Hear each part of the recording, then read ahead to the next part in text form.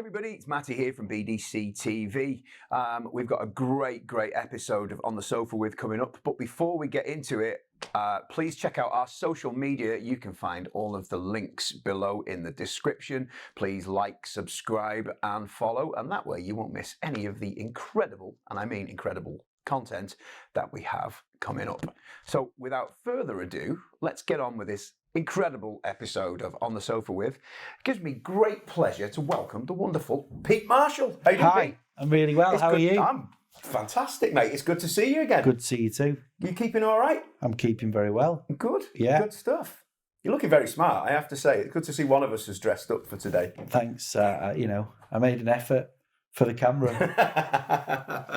I've dulled my head down a little bit so we don't get too much shininess. But I just wear a hat for that. Yeah, I don't suit hats, so there we go. Anyway, look, it's great to see you. We saw each other, I think it was it November or December now when you did the tour last? I can't remember. We started late November, so yeah, you just seen us late November. So you kindly invited me along to go and see Paul Heaton Jacqui Abbott, of course, which is your incredible gig in Llandudno, and what a night, what a gig, what a band. Why, thank you. Yeah, incredible. I mean, that gig for me, I just think it's one of the best gigs you could ever want. Tell us about it. I mean, it's just amazing. Well, it is great because to work with someone, I guess you'd call him a heritage act, Paul. Now, starting with Paul, that's the term they keep telling me. But obviously, he's had two very successful bands before I worked with him. You know, he was in the House Martins, he was in the Beautiful South, neither band I was in. And then I've worked with Paul since 2009 when he went solo as Paul Heaton. Yeah. And then he was joined by Jacqui. So to be able to sort of dip into all the hits that he's had more singles than most. Yeah. But then also to have enjoyed success with him. So I think I've recorded 7 albums with him. 2 of them have gone number 1, which is really good. You know, I'm really chuffed with. We're all really chuffed with. And then we've had plenty of singles that have done well too. Of course. So you're right. I'm incredibly privileged to play with somebody who's covered, 4 decades really of continuous hits. It's not like he had that one hit in the 80s and then he's strung it out. It's just continuous hits. Yeah. He's a great writer. The band is all friends of mine that I've worked with in various different projects. So we're incredibly lucky that we all get on and that we like making music together, I don't think it gets much better than that, really. It doesn't. And the thing that struck me on the night, as well as there was obviously some of the solo material that was in, but it's just hit after hit after hit. Putting a set list together must be just like a joy to do, because you're never going to think, because I'm sure there's always that thought in your mind that, there's a bit of a dull spot here. What are we going to put in? But he doesn't have that issue, does he? It's just, I'm sure you probably leave stuff out. I was going to say, for him, it's trying to work out which ones are leaving out. I mean, I don't do the set list. Paul just agonises over that. Yeah. And that's his worry. But what a privileged position to not just worry about getting the one hit done. Yeah, he's great. I remember a stat, and it was probably in the late 90s, I'm guessing, and I think Carry On Up the Charts was in something like 95% of all households in the UK, which is quite an amazing thing, isn't it? I know, I heard that it was 1 in every 2 households. Yeah, I heard it was more. Well, there we go. It could have been more. It was everywhere, wasn't it? Because when I was growing up, that music was everywhere, I was a child of that period. It was Beautiful South was kind of my guilty pleasure, because I was a metalhead. It's hard to imagine me with long hair, but I did have it. Me too. Really? See, when I have to say, because people say, all right, I think people think that I got the gig because I was in the fan club and kept pestering Paul. But I have to remind people that in the mid-90s, I was like 15, 16, and I was a proper metalhead. My brother was a metalhead. He's older. Yeah. So I borrowed his records and his albums that he was listening to. So Beautiful South was just not my thing. It really wasn't. It was just not on my radar. I wasn't listening to Radio 1. They were all over Radio 1. So it wouldn't have been the thing. I was like listening to miserable indie music and metal. But, we all change, and it's funny how it sort of came around again. And I met him. I started working for singer-songwriters after my metal phase, as I moved into a career in music, which really led me into loving lyrics and loving wordplay. And there isn't anyone better than Paul at that. you know, I just don't think there is. No. He's just continuously consistent and really great at wordplay. You know, it's really simple. He says the simplest thing, but it punches, doesn't it? You know, packs a punch. And then you try and write it, because I have, and it sounds rubbish. It sounds cheesy or corny. He can say the simplest thing, and he's brilliant. You know, I mean, for my money, I think in the UK there are two genius songwriters. One is Nick Kershaw, who I just think is incredible, fantastic, and the other one is Paul. And you know, Nick might not have the lyric side that Paul does, but musically incredible. You know, but yes. I honestly think, as you said, he's the man, and such a back catalogue. It was such an enjoyable gig to watch. Obviously, Paul and Jacqui, they work so well together, and sadly, she was a bit poorly, wasn't she, for the rest of it? I think possibly that was the last night she did. We played in Blackpool the night after you, and then she took ill after that. Yeah, her voice went after that, and we lost her for the tour. Must have been good. It was really devastating. We worked really hard on the album together, and we worked hard to get a product together. You know, a package and a tour. Yeah, and you want to go out there with your A team, you know, of course. And she's a big. It makes the show really difficult when you're losing somebody who's so strong, so talented, and works so well with Paul. They just go hand in hand. It's just perfect. It really is. It's not often I use that word, but it is perfect. No, when they sing together, their voices just blend so well. Yeah. So yeah, we were left sort of really unsure whether to do the tour, whether to cancel the tour, but we've had to cancel tours quite a bit because of COVID. So, and obviously Paul has successfully fronted a band on his own. Yeah. So we knew he could do it. It's just not what we'd rehearsed, and it's not what the audience had bought tickets for.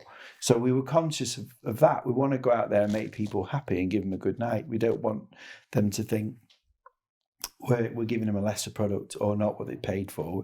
And Paul's really mindful of that. You know, he's very appreciative of his fans. So yeah, we were devastated, and I know Jacqui was devastated to not do the tour. So it was a real blow, especially given the rocky few years that we've all had. You know, to not have Jacqui there was not great. Yeah. But the tour, we were really fortunate. The fans sort of got on board, and we offered refunds. Not many people took us up on that, which was good. You know, we're again immensely grateful, and all the reviews were great. Not to sort of make lesser of Jacqui's role. She's vital, and we want her back very soon. But we enjoyed the tour. We found a groove. The first few gigs without her really felt like I was going out there with no clothes on. Yeah, you know, it just felt. I can imagine, because it's just not what we'd rehearsed, and we had to switch things around to get it to work.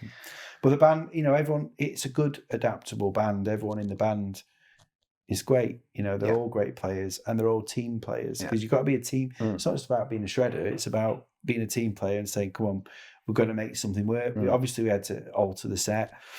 And we all had to pile in. I even had to sing.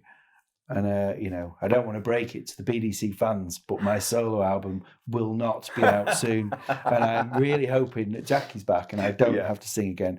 Because, you know, I sing backing vocals and everything, but I am a backing vocalist. I don't want to be a lead singer. It's never been a secret desire of mine. I like being sitting at the back and playing the music and making hiding behind you. Beautiful drums. Cymbals. They are beautiful drums. They are. And personally, how do you get on with singing and drumming? Because it's something that some people are lucky you can do it. It plagues some people. I'm all right if I'm playing in 4 straight time. Any swing stuff, forget it. No chance. Yeah, it's funny. There'll be the odd thing that I find really hard to play, or I'll think that I've nailed it and I'll listen back and then I'll think, I'm concentrating on the singing. Normally I'm all right. I mean, the first sort of originals band that I was in was with the bass player who plays for Paul, funnily enough, and he's got a phenomenal voice. And there was a fated gig in a local venue, the Roadhouse, where we taped it on cassette, and the bass player was really out of tune of that band singing, and they had a bit of an argument in the car on the way home. He went, you can never sing again. I was like, well, what are we going to do? And we were only a 3-piece with definitely no technology or track. And he went, you're going to have to do it. I was like, oh, all right then. So I didn't really think about it. I just piled it. I blame him, but I just piled in on the vocals, just thinking if it needs doing, I'll do it. Yeah. And I started on violin. So pitching's, obviously violins don't have frets. You've got to pitch all the notes. So pitching was fine. And I'm used to sort of hearing stuff and playing in orchestras, playing second violin where you're playing the harmony part. Yeah. You know, I was definitely a second violin, not a first violin. So I'm used to harmony. So that's not strange to me. Yeah. And pitching's not. And singing, like I say, I don't like the sound of my own voice, and I've never secretly wanted to go solo. I've had enough time to do it, but I know that I can just do it. Yeah. So I'm all right with it. Well, now you mentioned the violin there. You started with violin. Now that's so. What age were you when you started violin then? 8. Right. Yeah. Okay. Yeah, I'd done a bit of piano before. My mum taught piano. Yeah. So I'd had a little dabble at piano, but then at school I passed this little hearing test, and they gave me a violin. I started playing violin. So I got really into that and joined an orchestra and really enjoyed it. But I didn't want to take it seriously, I'll be honest. I quite liked the hobby. I liked having a group of friends out of school, and I liked being in an orchestra, and I liked the social side was probably what I was into most. Interesting, that, isn't it? So how long before drums came along? Not till I was about 14 or 15. Oh, okay. So I was in the school orchestra, and we had a concert, and the drummer didn't turn up. And the conductor was panicking, the music teacher, conductor. She was like, "Your reading's good, innit?" And I went, "Yeah, it's all right." She was like, "Can you go and play a tambourine on this piece of music?" You know, I was like, "Yeah, all right then." So I felt a bit of an idiot with the tambourine, but I could read it, so it was fine. And then the week after we had a rehearsal, he didn't come again. She went, "Pete, you need to get on percussion. We need you." So I set all the drums up the wrong way around, didn't know what I was doing, and had to go at that because I could read. And she's like, "Listen, if you want to have a few lessons and you're into the idea, why don't you have a few lessons?" So that's exactly what I did. And I found that I liked it. You know, I just got really into it. But in the orchestra, I went back to violin where I was comfortable. Yeah. But it just made me want to join bands with my friends, and bought a rickety old drum kit and got really into playing drums. But that's the way it is. And do you still, is violin still part of your life now? Yeah. You know, it's like, I find it as a useful tool. So I like, you know, a few of the string, I don't do all of them by far, but some of the string arrangements on the Heaton records will be me.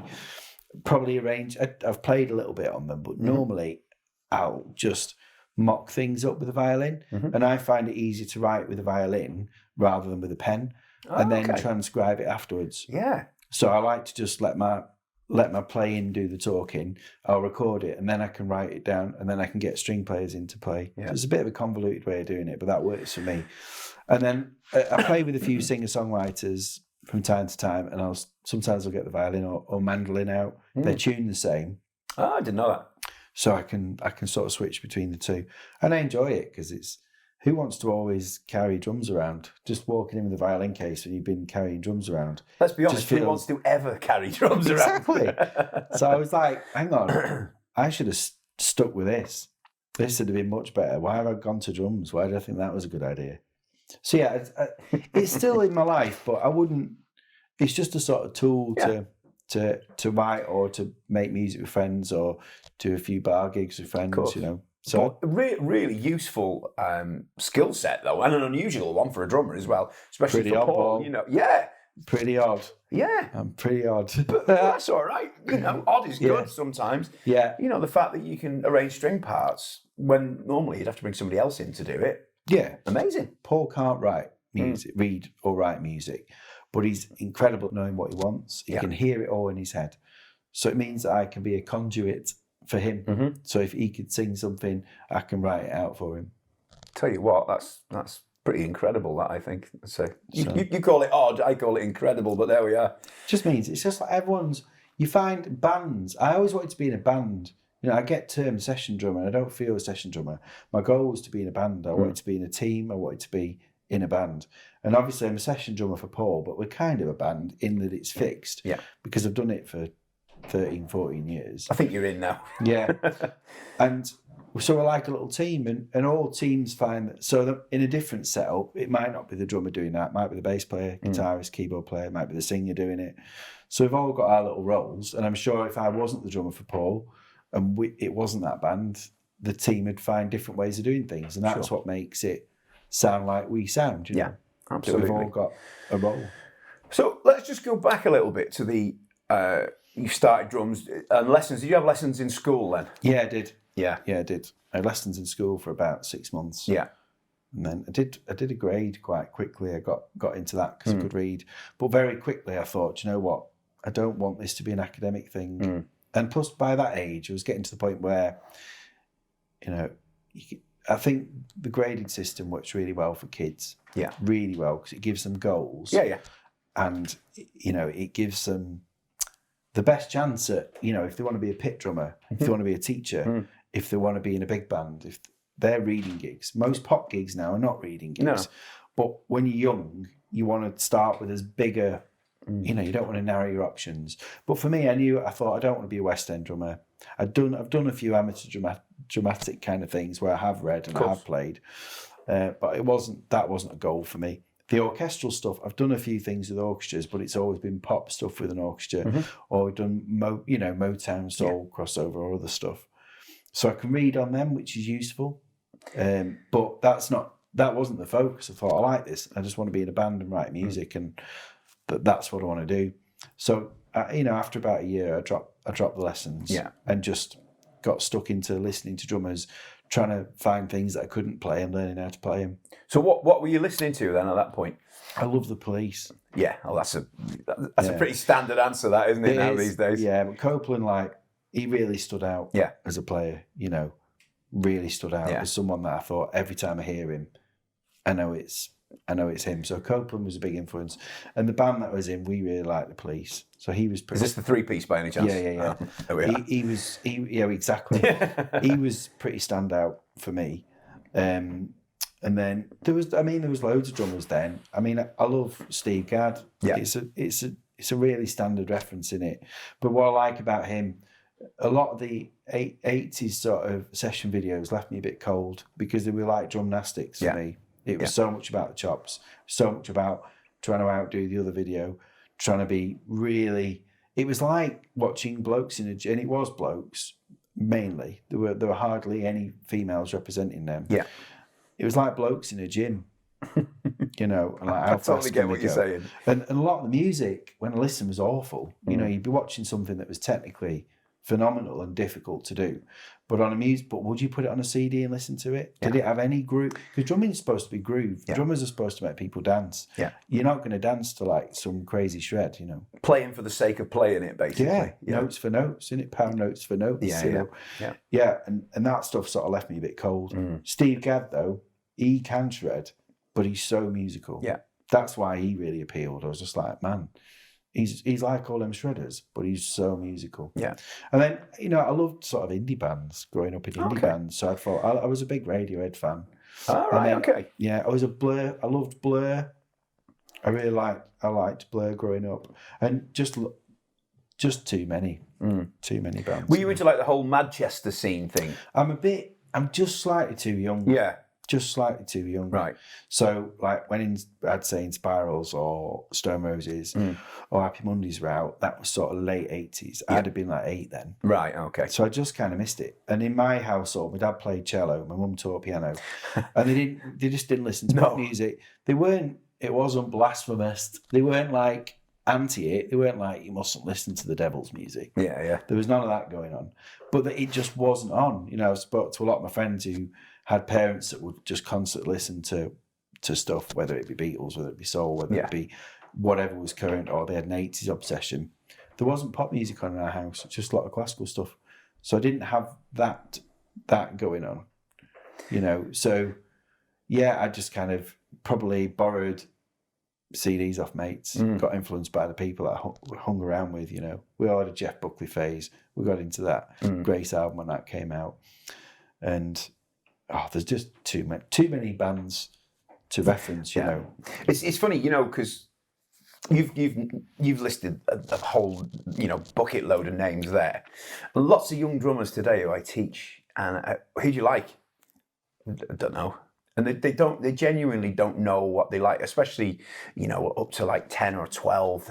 And when they're a bit older, it gets a bit better, but it's not like it was. It's weird these days. They find it hard to. And I don't know why, but it's a different different thing, different ball game these days, I find. Yeah, but drumming's changed. So, because if you think, obviously, in the 80s, we were all told that the drum machine would replace the drummer and you wouldn't need a drummer. And by the 90s, there was a sort of retro, going back to the 60s flavour and getting drummers back in. Yeah. And then we've found where it all sits, which is hybrid gigs. So like you say, most gigs being on quick track, most gigs using an element of technology. But the session drummer, as a job, just being a drummer is a bit redundant if you want to do it as a career. Yeah. Because so much of it's edited on a computer, so much of that, you don't need to be a one-take wonder that can play hard stuff. A lot of pop stuff isn't that hard anymore. And now there's like a new place for those. Because if you look at somebody like Dennis Chambers, who I always thought was pretty scary, or Dave Weckl, they were out there as a result of being booked to play on records. Yeah, they were just constantly playing. Jeff Porcaro, he's a hero, man. Yeah, likewise. But they were just making they were playing on great songs, and it had to be nailed because there was no computer editing. Yeah. So all the session stuff they did on the side was a byproduct to me of them being great drummers and getting booked for sessions. But I don't know many session drummers now that are getting booked for sessions enough to call it a full-time job because so much is done with the producer. I'm so lucky, again, coming back to Paul, that he chooses to record with me and he chooses to have live drums on all his records, which are actually albums are not, which is, again, it's unusual. Let's talk drums. Yeah. I imagine there's one or two drummers watching. One or two, maybe. Yeah. I hope, anyway. British Drum Company. Yeah. You're a local boy. I am a local boy. Boy? Am I allowed to call you boy? I don't know. Yeah, I'd like local to boy. be that. So how far away are you from here? I live about 6 miles from here. That doesn't get much better than that, does it? Local guy playing local drums. Oh, yeah. We'll keep it local. I'm from Rochdale. Yeah. So we're in Stockport here, obviously. Yeah. So I'm from North Manchester, but I moved to South Manchester. I made the big move of 16 miles. And like to have a drum factory on your doorstep, what a privilege.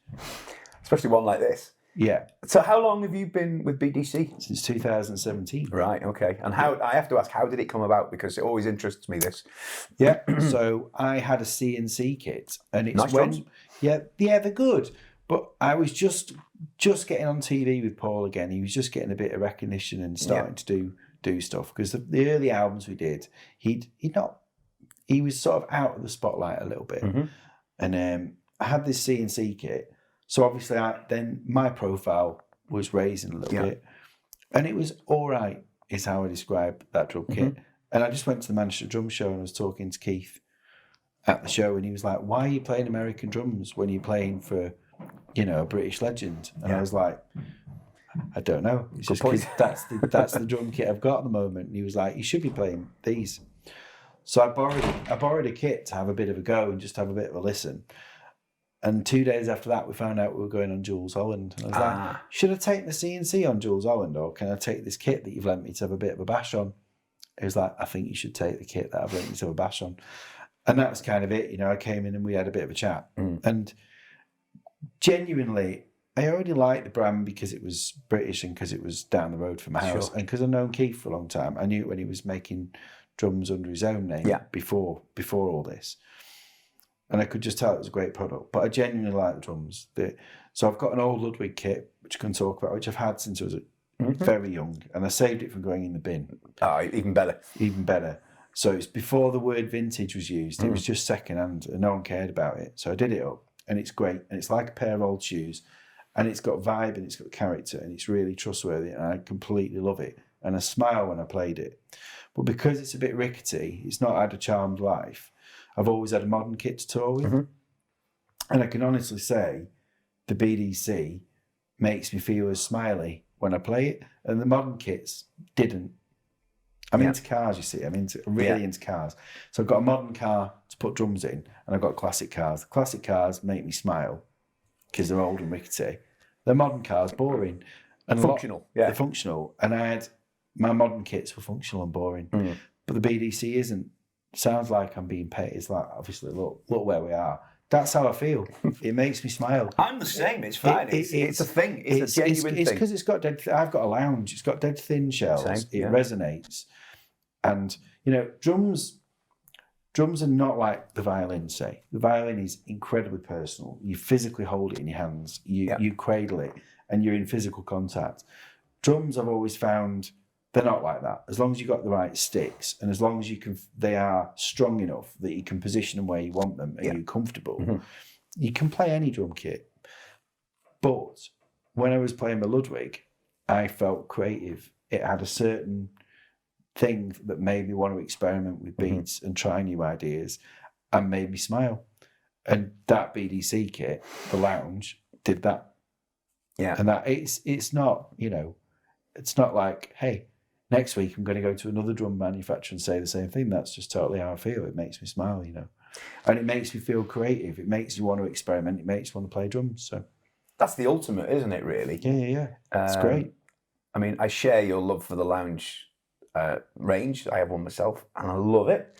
And I have to say, your kit sounded beautiful at the show I caught you. It just sounded stunning, to be fair. I'm blessed that we have a front house engineer that's a drummer. Yeah, always helps, doesn't it? Yeah, and he's a great drummer, and he's a tasteful drummer, and he's a personal friend, and it's great. So he likes the drums. Yeah. He's a local boy, so it's all great. Ties in, doesn't it? Yeah, it's great that we can sort of work together on stuff like that. But he said it's great. I think they sound good, genuinely as good as any drums could. Yeah.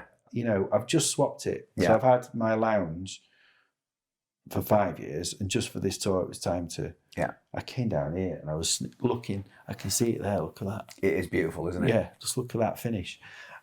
What's not Obviously, to like? Mine's the other way around, but the Carnaby Slate. Is it Carnaby Night? Come on, you need to help. Carnaby Night, I think, isn't it? It's Carnaby Night. But I was like, that kit looks great, and he was like, okay, let's talk about a new kit for you then. And it looked great. We thought it looked good under the lights and stuff. Beautiful. Obviously, everything I've done has been backing singers, backing singer-songwriters. So I don't need the Pete Marshall kit that shouts at you. It doesn't need to be like sparkly pink. It needs to blend in, and it needs to just look right, because people are coming to see the singers. They're not coming to see me. And they look classy. They look great under the lights. They sound great. I'm totally sold. There's nothing I want to change, because me and Keith have obviously spoke regularly about how am I finding it, what could they do to make it better, what could they change. I don't know really. It's not broken, don't fix it. There is no problem with it. There is nothing that it doesn't do. Paul's never turned around and say, you sound awful. There's nothing it doesn't do. It's great. I love it. Doesn't get much better than that, really, does it? It's perfect. Go and buy one. Yeah. Go out there and buy one. and to be honest, it's always nice to have an excuse to come here and have a look round anyway. Of course it is. Because the love that goes into these drums is phenomenal. Yeah, you walk around and it's just like, the attention to detail is ridiculous. Well, I mentioned Keith. Obviously, there's a whole team here working really, really hard. Yep. And they're all great. Everyone's friendly. Everyone's really willing to help out, and they're brilliant. And I love the constant development of, because, then in one way they're not breaking ground. Drums, acoustic drums, haven't changed that much in 50 years. And there's not that much you can do to change them without making them into something that people wouldn't want to buy. I've had custom drum manufacturers come to me at shows and say, I can build you anything you want. I'm like, well, I don't want a 15.5-inch tom because I can't get heads for it. I don't need a bass drum that's like longer than standard because it won't fit in a car. Yeah. I want standard sized drums because I play pop music. It needs to sound like the music people. I don't need crazy stuff. But Keith and the team are constantly trying to refine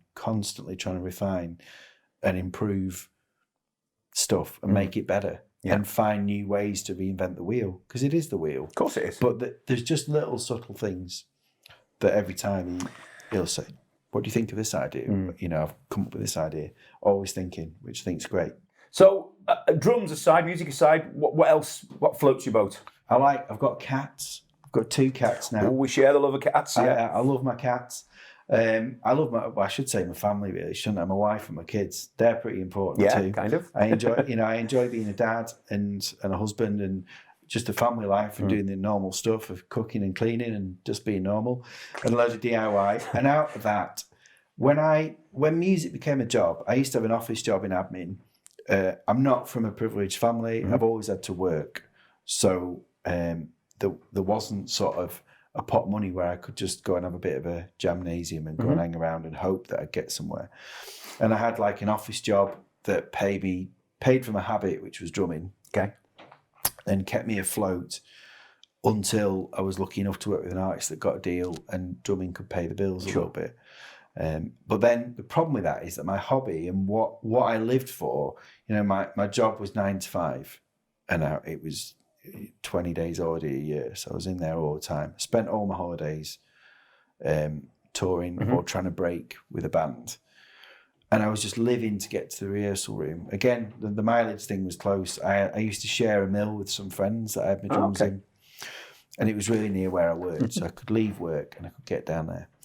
But very luckily, a chap called Liam Frost that I was playing with got a record deal. We got offered a tour with Elbow. And I went to my boss and I was like, hey, how about some unpaid time off because I've used my holidays? And he was like, we can't do that. Because I had a funded position. I worked with homeless people and it was sort of linked with social services and stuff. So it wasn't, you couldn't really just have unpaid leave. He said, you're going to have to hand your notice in if you want to go on tour, which was really scary because I just didn't have a backup plan. But I was fortunate enough people have employed me and it's been all right. And that led to me meeting Paul. But what I did realise is that then my hobby and my love became a job and I raise a family, and that comes with money pressures and all the pressures that everyone faces and doing a tax return and all the things that aren't cool, that aren't creative, that I don't enjoy. And also, if you just come off doing an arena tour, you're on a total up and you're buzzing, and then you come back and there's a big gap. So you're not earning any money and you're not on stage every night, no one cares, and you get a little bit down. I do, and it's important to talk about stuff like that. Yeah, I've never thought about that. Because it's really on and off. So you're having the best time of your life with your best mates, doing the best job in the world, and you come back and there is no dates in the diary. You don't know if you're going to get booked again. You don't know what's going to happen on. So my other hobby was the thing that I wanted to do as a career. So coming from a family of musicians, I wanted to be a mechanic. Ah, okay. That was what really floated my boat. And I should have added, I went to do my work experience at a Lada garage in Rochdale because my dad had a Lada, the Russian cars. I'm sure they were inundated, weren't they? They were. So when I was 14, I did 2 weeks at the Lada garage learning how to service cars. And I thought, I want to work here. Oddly, I should say that I bought a Premier Olympic off the mechanic that I was working with. There was this guy, he was a bit dodgy and he was way pre-eBay. He just sold stuff. He went, I've got some drums at home, do you want to buy them? So there was this rusted, faded pink kit that I bought while I was training to be a mechanic. So I've always had a passion for cars and mainly air-cooled VWs. That's my thing. Yeah. So I've got a Beetle, I've got a camper van that I've lovingly restored. They feature in Paul and Jacqui's videos. Now that's cool. Yeah, you'll see them. That's the value of tripled on them now then. But 5 years ago, I found my dream car. I should say, so there's 2 dream cars. When I was a kid growing up in the Larder getting bullied around Rochdale, I wanted a Porsche. Right. And that's because it's basically a squash Beetle, isn't it? Of course, yeah. I'm not sure Porsche would quite agree with that, but the lineage is there. The Beetle was designed by Porsche. Yeah. So when I was 30, I bought a Porsche 912. Fantastic. In 1966 and restored it. I found out my wife was pregnant and I was 31. And I said to her, as she told me that I'm pregnant, I went, I've not had my Porsche. I was going to have a Porsche by the time I was 30 and before I was a dad. So I gave myself 18 months. Well, I gave myself 9 months as she was pregnant to buy and restore, get on the road, go to a car show and sell it. I didn't have the money for one, but I thought I could borrow the money and I could do it and I could get to a show and I could tick the box. Because if I don't do it now, it's going to be when I'm retired. So I did it and I got to a show and I got a little trophy and I was buzzing. And then I sold the car, which I was sad about, but to be honest, I couldn't afford it anyway. And it was stressful. And went back to having a Beetle. So I bought a Beetle off a good friend of mine, which I then restored. So when I'm 30, I got a Porsche. What did I buy for my 40th? I dread to think. Go on. A Lada. Is that the wrong way round? Well, it's probably more cost effective at the moment in this current energy and fuel crisis. It's Russian, so it's just totally not in vogue. Yeah. But basically, I went the wrong way around. I found a 70s larder in a barn, an actual barn find, not in a driveway. And I'd always restored cars with my old mechanic. Yeah. So my common thing, my decompression after a tour, was to go to my mate Pete's, who was a mechanic up in Rochdale. Mm-hmm. He had a workshop in a dip, no phone reception. So if I was feeling a bit fed up, I'd ring him up and he'd say, just come down in your car.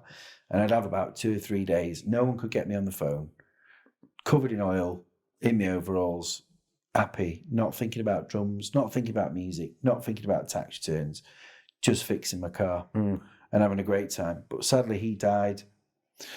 And I thought I'd always sort of relied on him to recommission cars.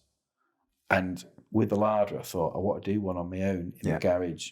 So that's what I've done. I managed to recommission it. I'm learning to weld at the moment, which is like, I shouldn't be doing it with drumming. I did put some metal in my thumb before the Heaton tour, and that's when I thought I need to put the welder down. It was about 8 weeks before. Are we talking arc welding now, or this is MIG welding? Right, okay, bit fancier. Yeah, and I was like, I need to stop messing with the tools because I'm actually going to ruin the day job. Yeah. So I have to be careful about when I choose to do it. I'm pretty slow about what I do and pretty methodical so I don't injure myself, because it's totally the wrong thing to be doing if you're a musician for a job. But I love it. And I like the fact that music is a constant. Or playing the drums some days and I think, yeah, I'm great, I've got this. Other days I feel like a fraud, like I don't know what I'm doing, I could be much better, and everything in between. Cars are broken and you fix them, and provided you do it right, it's fixed. Music isn't like that. There's no middle ground there. There isn't. Kids, being a dad, someday I'm a hero, half the time they hate me. Being a husband, probably the same. Yeah. But like, that's what I like. I like the binary nature of a car, that it's broken and I can say I fixed it. So that's what does it for me. And it's just nothing to do with music. My car friends don't understand drumming, don't care about drumming, don't care about the violin. My music friends don't care about the cars, and I love it. It really it's good for me. And of course, if the tour bus ever breaks down, hey, so get Pete out of bed. we did Jules Holland. Yeah. Before the tour that you saw us on, and we did get a punch at the side of the road, and I did get. Of course, I got under the. Got dirty. I got dirty. Of course, I did. I've got a photo. I'll show you the photo. Me and the tour manager helped out. We all piled in. The guitarist sat on the spare wheel and just he just instructed what we should do. Of course, yeah. Of course, he did. Like the council guy, you know. That's it. No, I was straight under there. I love it. Get my hands dirty. I'll tell you what. You've got to have something else, haven't you? Yeah, I think you have. I think it makes you rounded. And when I'm sick of the cars, I'm back on the drums. I'm loving it. When I'm sick of the drums, because I do, sometimes just like if you've been really busy, you want a break. It's just nice to do something different with a different set of people. Thank you so much, mate. What an absolute pleasure.